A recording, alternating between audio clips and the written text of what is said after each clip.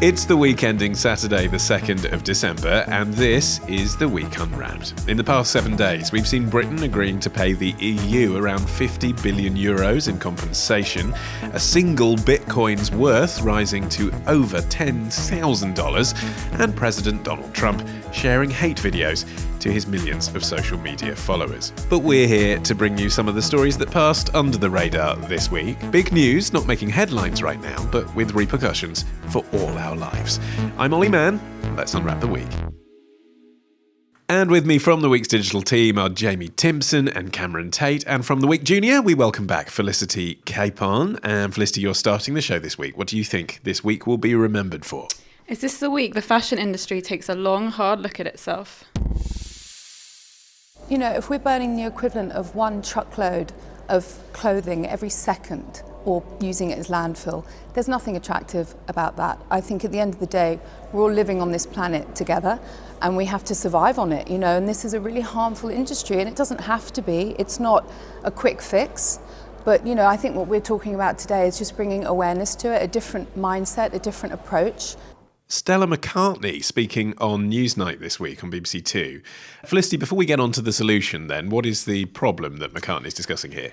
Yeah, so the problem has been revealed in a report by Ellen MacArthur's Foundation, which was published on Tuesday. And this is about how the throwaway nature of fashion and disposable fashion is having a really harmful effect on the environment. Fast fashion. Yeah, fast fashion, creating greenhouse emissions of 1.2 billion tonnes a year, which is larger than international flights and shipping combined. There's also other details which are a little bit icky. Tiny synthetic fibres from the clothes we wear are being deposited in oceans, and that in effect means we're eating our own clothes.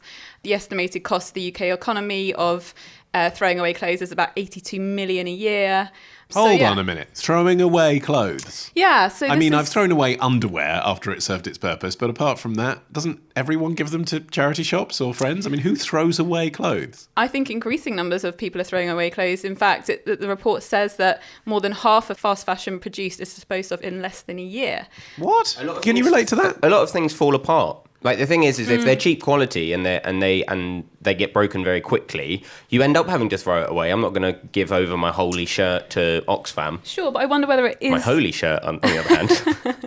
I wonder whether it is just that, or whether the actual fashion designers like Stella McCartney have something to answer for. Because if they're saying the latest new trend is, you know, ditch your ankle-length skirts and wear a mini, everyone says, oh, okay, I've got to throw away my long skirt and wear a mini skirt. So maybe the designers have something to answer for. Cameron. I know someone who bought one of those. There was a big trend recently of girls wearing chokers, and she bought one about 5 months ago and then stopped wearing it because it was apparently out of fashion. So she threw it away. It's mad, but I guess that's what it is at the moment. You know, you have these really, really short kind of fashion trends. As soon as they're gone, why would you wear the clothes? And it's cheap. Clothing is cheaper than ever. It's Well, this is it, right? It's easy for Stella McCartney to say, don't buy cheap fashion, because her dresses cost £400. Yeah. So, I mean, it benefits her, doesn't it, for people to buy, you know, one piece, because that's all they can afford. But it's also true that it's better ethically and for the environment if you buy one lovely coat that was going to last you for a good, 10 years or something, rather than buying 3 coats a year and then throwing them away. We purchased 400% more clothing today than we did 20 years ago. That is because of the way that the industry has pushed new clothes and new styles and everything. I think the onus needs to be less on the consumer and more on the people involved in the industry, because they are the ones that are producing more and more. They're the ones that are telling people to buy, and there needs to be more controls on that aspect. So what is Stella McCartney proposing that the fashion industry and the consumer do about this? Well, I think both Ellen MacArthur and Stella McCartney, they sort of want to create a sort of positive idea that this doesn't have to be a really negative thing, and that we think far more about the materials that we're using to make clothes. But interesting, I think there are lots of ideas going around, and one which is really interesting, which has been called the Spotify for fashion, is a company called Rent the Runway, in which customers pay a monthly fee to rent clothes. And the CEO, Jennifer Hyman, is so confident that this has worked, she has declared that she's going to put Zara out of business. But it's the idea that, like with Spotify or renting homes, that we do rent a lot. Why not rent clothes? Why do we have to buy them if we're not going to wear them for that long? Does that do much to do with how many clothes are produced, though? Just because everyone will be renting the clothes, so they'll still need to clothe everyone. I guess on the whole, maybe they would produce less. But I suppose it's a form of recycling in a way, isn't it? That if you give it back, someone else can wear it. Well, it has to be higher quality, as we all remember from the days of renting videotapes. Remember when you used to buy those second hand? They cost like 50 quid or something ridiculous because they were supposedly stronger tapes, weren't they? And will people really want to rent clothes? Because I think when it comes to things like music, you know, it's so convenient to go and stream something like music that ownership, you bypass it. But I think that one of the big kind of appeals of owning clothes, especially bigger brands, is that you are actually making a statement as, yes, I can go and afford this. It's about your identity, isn't it? And identity as well. How you wear and present yourself says a lot about But I guess if you just rented it, lots of people rent tuxedos and stuff, and that's about their identity. And no one would necessarily know that you rented it. I mean, you're right that you're saying as a statement, look, I can afford this Vivienne Westwood suit. But if you've rented it for 10 quid, that's even better, isn't it? Yeah. I wonder if... So I know a few people who are involved in the fashion industry, and I wonder if they would be able to tell. Because people that are really passionate about fashion, they have such a keen eye for detail, they may even be able to tell someone who's renting They might notice it's not new, that's the thing. Yeah. Like, no matter how much you put into washing it, or... Because I imagine that'll be a whole part of the Spotify for fashion thing, that there'll have to be like a washing and all of that. It's not going to look new. But this isn't aimed at people who are in the fashion industry, Cameron, is it? This is aimed at people who at the moment buy their clothes from Primark or H&M or Tesco, and, you know, they're paying £5 a shirt. The idea is, why not rent a shirt that cost a bit more to make, that's better made, better quality, that's worth £50, and rent it for £5? Yeah, and there's some interesting market research. Mintel did some research which suggested that 80% of women aged 16 to 24 were mainly looking for low prices when it comes to fashion. And I think that begs the question of who has the most power in this situation to change things. Is it the massive clothing companies, or is it, you know, people grassroots level who want more ethical companies? And it's interesting that H&M and Nike are two of the massive clothing giants who have endorsed this report.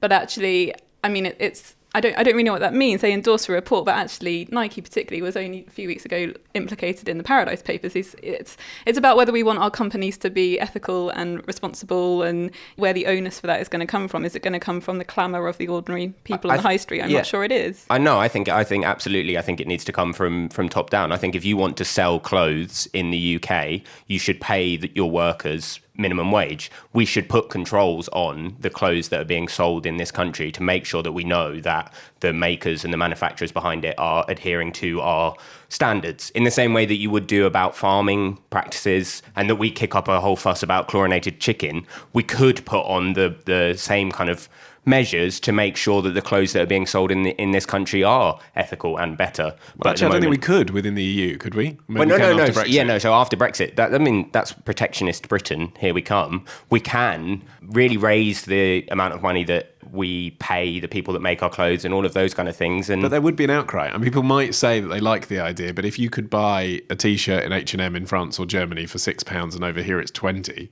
people would complain. But we'd be paying more. Our spending power would be more in the UK already outside of the EU, because we would be raising minimum wage and doing all of that. People do want to, when they get offered the chance to pay more for things like eggs and food in general, people do end up spending more. The whole organic movement has proven that. So I think that people have the choice to go to Stella McCartney now. Most of us can't afford it. But there's a big difference between £5 and £500, sure. And what I'm saying, which is that, yes, there would still be a range of prices, but the clothes within them would be of a better quality and would be much more ethical. Okay, let's talk about what impact this might have moving forwards then, because that's the point of this show. You know, is this a turning point? Lots of people, don't they, Felicity, say they're going to be the Spotify of X or the Airbnb of Y.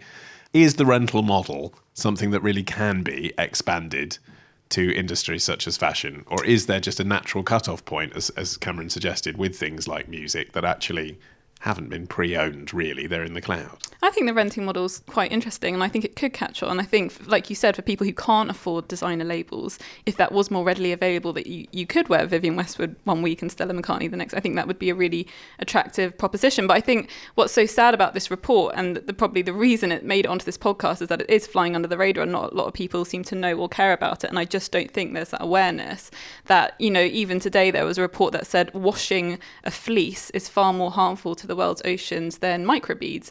And, the government's taken loads of action on microbeads, but washing a fleece is even worse. And I just don't... But how does that, what you mean, from a washing machine? From the fibres, from the washing machine going into system? the water and the fibres, that's worse than microbeads. And I just don't think there's that level of awareness.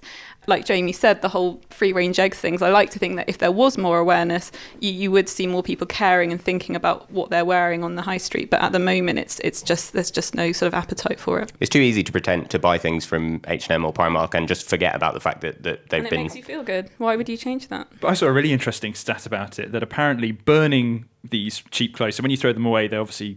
a lot of them get burnt. The amount of gases, toxic gases that are emitted from it is worse than your regular aeroplane.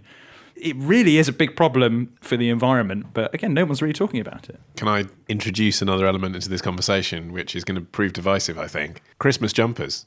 Isn't Christmas jumpers the ultimate fast fashion nonsense? Yeah, absolutely. I mean, you go to Primark and you buy something. The whole point is You're that encouraged to buy one every year. Yeah, now. exactly. The whole point, the whole joke in Bridget Jones was he wears his Christmas jumper because his nan knitted it for him 20 years ago. Yeah. And now people buy a new one every year. I think the whole Christmas jumper day thing is probably one of the worst examples of capitalist society but I think that I've ever been involved in, ever. But why stop at jumpers? But you are involved in it. Yeah, oh yeah. You know the Christmas jumper thing? What is your Christmas jumper this year, Jamie? So I had one that said...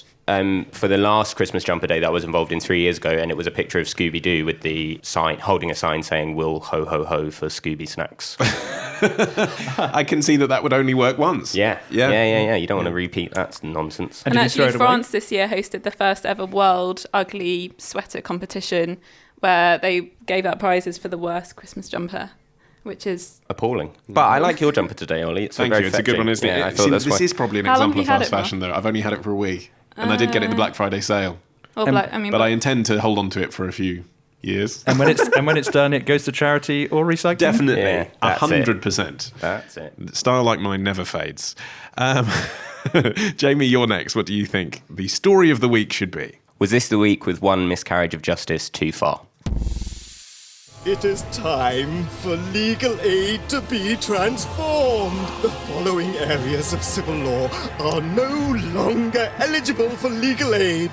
Family law, including divorce and custody battles. Unless domestic abuse is proven. Debt, housing and benefit issues. Unless your home is at risk. And almost all prison law. These reforms penalise our most vulnerable citizens. Well, here's one for you legal aid lawyers. A pay cut of up to 30%. Legal aid firms will go bankrupt. Fat cat lawyers can take the hit. You're thinking of corporate lawyers representing big business.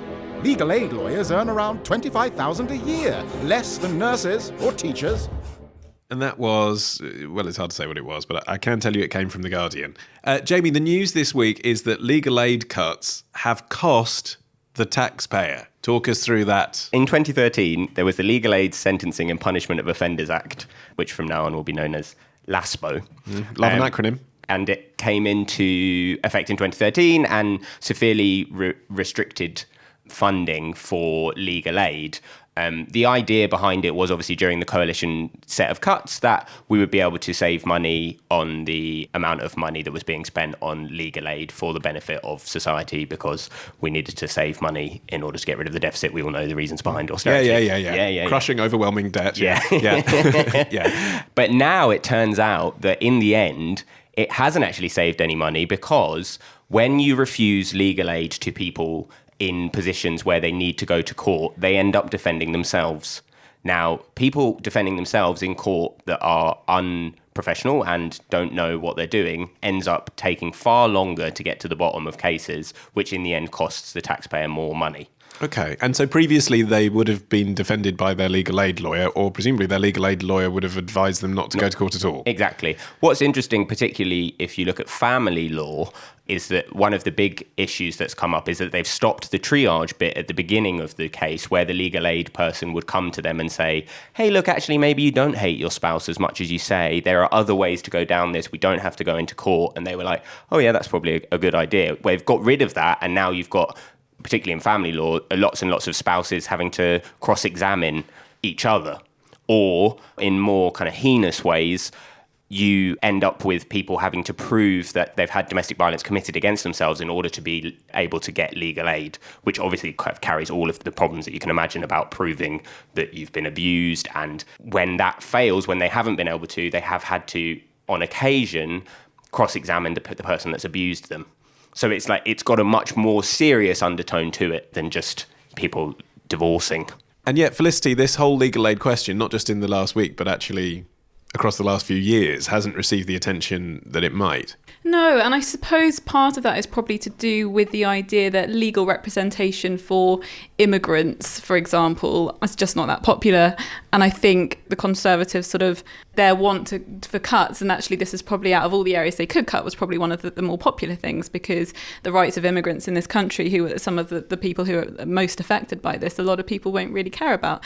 But actually, you know, they should, because the right to a fair trial is one of the key bastions of the British justice system that has been sort of imported all around the world and is supposed to be this incredible thing. And the government is chipping away at it all the time. I think it was just last week, the Ministry of Justice again has said they're going to reduce spending from 6.6 billion in 2017, 2018 to 6 billion in 2019, 2020. So it's happening all the time and they are getting away with it, clearly. But I think it's also the fact that the individual stories and how this affects people is not getting through, and the kind of horrors that it entails, like you said, sort of cross-examining someone who has abused you, for example, or your ex, is pretty horrendous. But also the president of the Law Society, Robert Burns, he suggested that cuts to legal aid stopped tenants in Grenfell Tower from pursuing safety concerns that could have prevented the fire. Now, when you think about Grenfell Tower and how many people actually died, if that's true, I mean, it's pretty shocking what is going on and the implications that cuts to legal aid can have. I mean, might it be because lawyers are right up there with bankers and journalists and estate agents as the general public's favourite people? And so when they made the case that legal aid shouldn't be cut, there wasn't a great deal of sympathy for that. I think the thing about solicitors earning lots and lots of money, and you know, I mean, that was the way that The Sun decided to portray this news this month, was that it was a lot of bigwigs who are earning quite a lot of money complaining that they're going to end up with less money. And I mean, it's factually untrue. You know, the average wage for a solicitor is between £28,000 and £30,000. These aren't people that earn a lot of money, particularly the ones that are working in legal aid. Also, the cuts have really affected the people on the margins of society. I think that that's partly the reason, is that they don't have a voice, and therefore we're not hearing about it that much. But you are having lots of people in the law profession saying actually something has to be done. And interestingly, this week, the Justice Secretary David Livingstone has said that they will look into reforming the legal aid cuts. Right. So because it wasn't him, was it? It was Chris Grayling, who was the minister in charge at the time, who's now running Rail. He's now running Rail. Look forward to the management of that. So in fairness to the government, I mean, you can say, oh, this was an ideological cut, but if the Tories are true to their word, and it wasn't, if it was genuinely to try and save money, and then they have a review and they also conclude that it isn't saving money, do you think they will listen to that and reverse it? Well, yeah, as far as I'm aware, I think they said that it didn't deliver the results that they were after. So it's understandable that they may have introduced this cut, but it's only really now that we've seen that it's not necessarily the cut itself, it's the snowball effect that it has and the way that it impacts families during the court process or even after it. And I think that, you know, as it seems now with the budget and everything else, that there seems to be a loosening of the purse strings in the government and investing. You know, you have to look at the industrial strategy of the past week of actually investing state intervention in things. This could be one of the things that they do change and restore back to what it used to be like. What's interesting is that when legal aid was introduced at the same time as the NHS and the welfare reforms in 1949, it never got the same affection that the NHS or even the welfare reforms did. Like, people, mainly probably because people don't think about the idea of having to go to court or having to defend yourself. Well, they sort of imagine that if you need legal aid, you're probably a wrong one. Yeah, the idea is that you won't ever get into that situation where you would. You probably committed a crime. That's why you need it. I mean, you know, basically that's what a lot of people who don't know about it would think. But it's intrinsically linked to the welfare state, because there's research that shows that £1 spent on legal aid will save several pounds further down the line in terms of welfare. So actually, it's not a separate thing from the creation of the welfare. You know? And what's completely shocking about what's happened is that we've ended up in a situation where there's been a 99% collapse in the number of people receiving benefits who's got legal aid. So in 2012, 2013, there was 83,000 people who were on benefits who could claim legal aid with their benefits disputes. And now, just in the last year that's been reported, it's gone down from 83,000 to 440. Those people haven't just all simply managed to just about get their benefits and everything be okay. These are people now who no longer can afford to defend themselves, so just have to accept what's happening to them. But can you separate really the fact that it affects, the dispossessed and the vulnerable and immigrants, as you were saying, from supposedly kind of evidence-based? Because people want to have it both ways, it seems to me. They'll say, when you look at the results of tax, it's right that richer people are taxed more, and they don't want to listen to the fact that maybe when rich people are taxed less, there's overall more money that comes in. They don't want to listen to that evidence because it doesn't agree with their worldview. And yet on this, they'll say, no, look at the evidence. It's costing us more, therefore we should reverse the cuts. Yeah, I mean, that's politics, isn't it? You will always find someone with evidence. You'll always try and find evidence that fits into your worldview to be able to push forward your own position. I think that what we have to do is look at all of the evidence around you, and you have to be good enough to say, okay, yes, maybe if we do tax people more, we're going to end up in a situation where less money comes in, but actually the benefits outweigh the negatives. Actually then we have more money for public services and we have more money because we're taxing more, and then you just have to, it's just a balance. It's all a balancing act. I think it is that idea of the reputation of lawyers, though, in terms of, I'm sure the government at one point was saying, well, why don't lawyers undertake more mandatory pro bono work, making pro bono work mandatory, which by its very essence is, the whole point of pro bono is it's for the good of the people. You do it for free, it's voluntary. To enforce it just shows that it's another kind of example of the government, like with food banks, for example, forcing things that should be voluntary or charitable and now becoming the only way we can look after the most vulnerable people and prop up the state. Cameron, what have you brought to the table this week? Well, it looks like video gaming has turned to the dark side. So let's just say it. Battlefront 2 is a $60 game that was designed around the freemium business model that we see in free mobile games. There's an in-game currency that you can use to buy loot boxes. Those loot boxes may or may not contain rewards. Those rewards can affect gameplay. I mean, they really can affect gameplay, and only really the top tier stuff has been cordoned off as only attainable through play. A report from GameRanks there, published this week on YouTube. Cameron, please explain to me what all those words meant.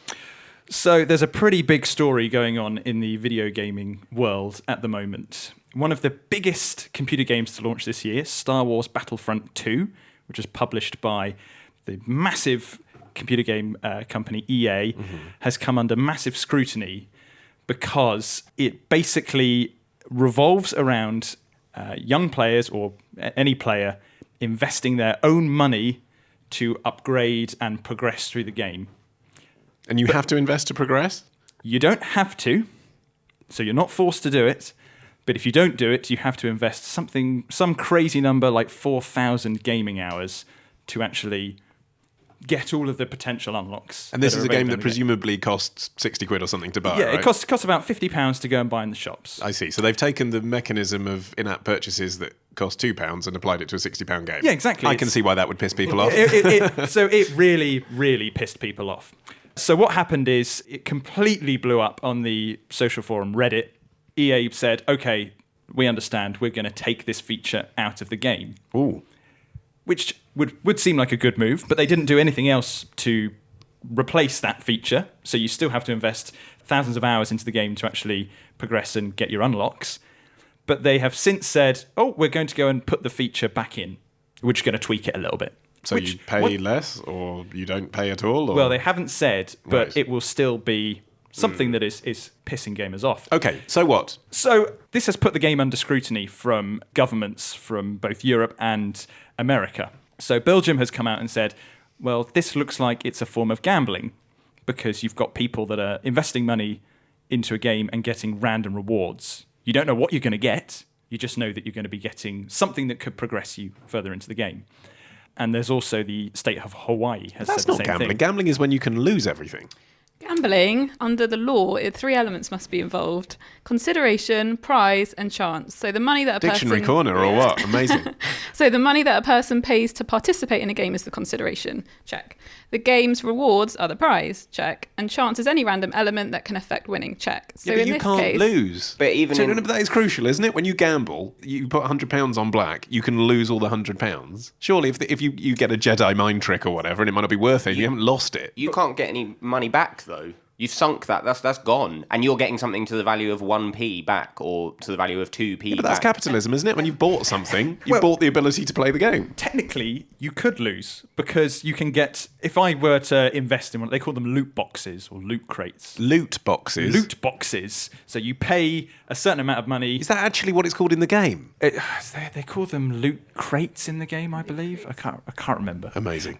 Anyway, so you can lose because you can pay for one of these crates and you can get duplicates. So you could invest £100 into these crates and you could just get exactly, it's very unlikely, but you could get exactly what you unlocked. 6 Jar Jar Binks. You could get 6 Jar Jar Binks. The worst of all punishment. And that is... Because it's random, isn't it? You don't know what's inside them. So you're paying a sum of money and there's a chance that you could get anything back, which sounds like gambling to me. Exactly. There's nothing wrong really with having gambling in a game, so long as it says there are gambling elements in it. But there's nothing that says... When the fun stops, stop. After Star Wars 2, for me. But also there is something wrong with gambling when it's a game that is so heavily promoted and geared towards kids. Surely that's the point, is that this Christmas kids are going to be saying, Mummy, Daddy, I want the new Star Wars game, and the parents are just going to be like, yeah, okay, whatever. And they're not going to realise that the kid's suddenly going to say, oh, I need another 10 quid to get Darth Vader. And they're big characters, aren't they? You know, it's Luke Skywalker, it's Darth Vader. Yeah, I think that the kids thing... And the backlash has had a direct effect on the reception of the game, right? Massively, yes. So this is meant to be one of the biggest games of the year, if not the biggest. And the sales have been pretty appalling for it. I think it's about 8th in the charts at the moment. It's not doing very well. This, in a way, you would imagine then would mean that people are going to look at whether or not this is a worthwhile continuing on with as a strategy. Yes, when you say people, you mean the games industry. The games industry. Yeah, and that's EA. the thing, is it? Do we need the government to intervene when clearly market forces are going to say, you might not want to do that? Well, the government has had a look at it and they've said that it's not classed as gambling in the UK. Told you, can't lose. That's so they're okay. But yeah, that is the reason, because you can't... Well, the reason they say it's not gambling is because you can't cash out. So you can't invest money into it, make more, and then go and convert it into your real world money. But you still could have children, again, using mummy or daddy's credit card, investing loads of money and losing a lot without them knowing. But gaining nothing of value. I do think that is a crucial distinction, but anyway. Gaining nothing of value. They have bought a thing, it's just pointless. All gaming's pointless. Wake up, people. Definitely, but... No. Yeah, it is. What's it doing? It's not pointless. It's just a distraction. I knew we were going to get into this argument. But everything's a distraction. Going to the theatre is pointless. It's exactly the same thing. Like, literally everything is just a way to pass time until we die. Anyway. I'm tempted to end the show there, but we've got to do another couple of minutes. That would be a great out point. Cameron. Anyway, so it's really come to a head with EA, but it really does span a lot of other games as well. FIFA 18 is another one that does it. You can spend money to go and unlock card packs in the game where you can go and unlock new players and new abilities. And you can unlock these in the game, but again, you have to invest hours and hours of gameplay time to do it, which only the most dedicated of players will do. Okay, so what's the answer to Jamie's question, actually? Do you think this is going to be the end of, what do you call it, in-app purchase type modelling in big budget games? I think it will, I am hopeful it will bring an end to loot boxes, because they do completely ruin a game, especially when they're shoved into your face. And there's a lot of other ways of going about it. Grand Theft Auto Online is incredibly profitable, and they don't have loot boxes. You can just pay real world money to have more money in game. You can spend it on whatever you like. That's not gambling, because you're converting your real world money into something you know you're going to buy. So I don't know why they can't just introduce something like that. Or why can't Except, I mean, just to pick an analogue example, just to compare this to how things used to be, I used to collect stickers. Yes. That was a loot box, wasn't it? You get your sticker album and your first set of stickers for $1.99, and then every subsequent box of stickers cost $1.99. Yeah, Parents knew that then. That's the case now. You buy My Mermaid Lagoon, you need to buy the pink mermaid to go with the blue mermaid. It's always been that way. That's just gibberish to me, but yes.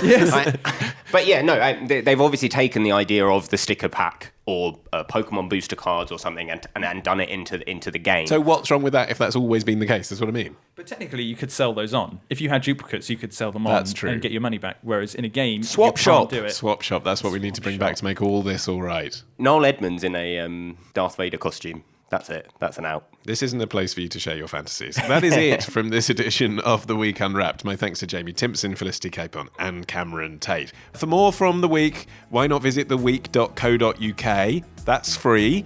You can also sign up there to our free email newsletter, The Weekday, or you can do our very own equivalent of an in-app purchase loot box and have the magazine delivered to your door by subscribing. It's well worth the money, though. Just head to theweek.co.uk/subscribe. All the past episodes of this show are available on our podcast feed. Just search for The Week Unwrapped on your app of choice. I've been Olly Mann. Our music is by Tom Morby, the producer Matt Hill at Rethink Audio. Until we meet again to waste more of your time before we all die, bye!